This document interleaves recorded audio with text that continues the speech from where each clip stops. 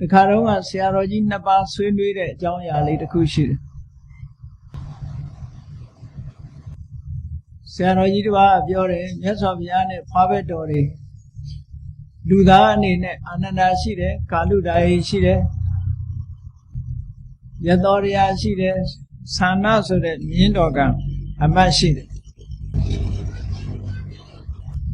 အဲ့ဒီပုဂ္ဂိုလ်ဗေဒင်ဆရာကြီးကနေပြီးတော့ဇာတာဖွဲ့ကြည့်လိုက်မယ်ဆိုလို့ရှိရင်တနေ့တည်းတစ်ချိန်တည်းဖွားတာဆိုလို့ရှိရင်ဇာတာကွင်တူးမနေဘူးလားအေးဇာတာကွင်တူးနေတဲ့အထက်မှာသိတ္တရမင်းသားတစ်ပါးသာလင်ဖျားဖြစ်ပြီးတော့ကျန်တာတွေကဖျားမဖြစ်ဘူးတဲ့ဇာတာကွင်တူးနေတယ်ဆိုလို့ရှိရင်လည်းအကုန်လုံးဖျားဖြစ်ရမယ်ဂိမ်းပေါ့နော်အဲ့ဒါနဲ့ပတ်သက်ပြီးတော့ဆရာတော်ကြီးနှစ်ပါးဆွေးနွေးကြတာကြားဘူးတယ်ဆရာတော်ကြီးတစ်ပါးပြောတယ်ဖျားနဲ့ဖွားဘက်တော်တနေ့တည်းတစ်ချိန်တည်းဖွားလို့ဇာတာကွင်တူတဲ့ပုဂ္ဂိုလ်တွေကဖျားသာလင်ဖျားလောင်းသာလင်ဖျားဖြစ်ပြီးဉာဏ်တဲ့ပုဂ္ဂိုလ်တွေကဖျားမဖြစ်ဘူးဒီထက်မှာတရိစ္ဆာန်တစ်ကောင်ကလည်းပါသေးတယ်လေခန္ဓကမြင်းဆိုတာအဲ့တော့ဇာတာကွင်တူရဲ့တန်းနဲ့ဘာဖြစ်လို့ဖျားမဖြစ်တာတော့ဒါကြောင့်မို့လို့ဝေဒင်ကိန်းခန်းနေဆိုတာယုံစရာမရှိဘူးလို့ဆရာတော်ကြီးကအဲ့လိုပြောဆရာတော်ကြီးတပါးအဲ့လိုပြောတယ်ဝေဒင်ဆိုတာဘယ်လိုမှယုံစရာမရှိဘူးအကယ်၍သိတ္တရမင်းသားဖျားဖြစ်ရင်ကျန်တဲ့ပုဂ္ဂိုလ်တွေလည်းဒီဇာတာကွင်ဒီနေ့ဒီရက်မွေးကြတာဆိုတော့အားလုံးဖျားဖြစ်တဲ့နဲ့ပေါ့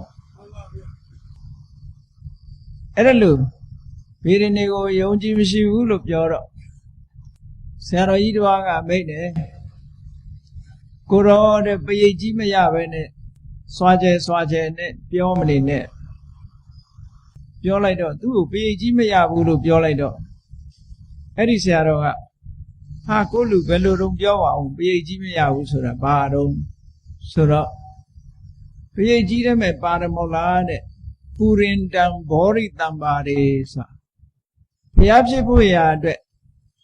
ပါရမီတွေကိုစီးပူအားထုတ်ထားတဲ့ပုဂ္ဂိုလ်မှဘုရားဖြစ်တော့မပေါ်ဖွားဘက်တော်ချင်းတူယုံနဲ့ဘုရားပဲဖြစ်မလို့ဒါကြောင့်မို့ကိုတော့ပရိတ်ကြီးမရဘူးလို့ပြောတာတဲ့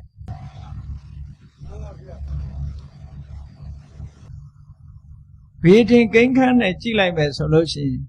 ဇာတာကွင်တူးနေရင်အကျိုးပေးခြင်းမတူသင့်ဘူးလားအေးအဲ့ဒါကြောင့်မလို့ဆရာတော်ကြီးတစ်ပါးကတော့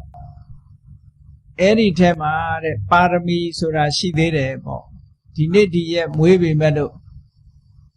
ဘုရားဖြစ်ကြောင်းပါရမီတရားကောင်းတွေစုဆောင်းထားတဲ့ပုဂ္ဂိုလ်မှသာဘုရားဖြစ်နိုင်တော့မပေါ်လို့ဒီလိုဖြေတဲ့နော်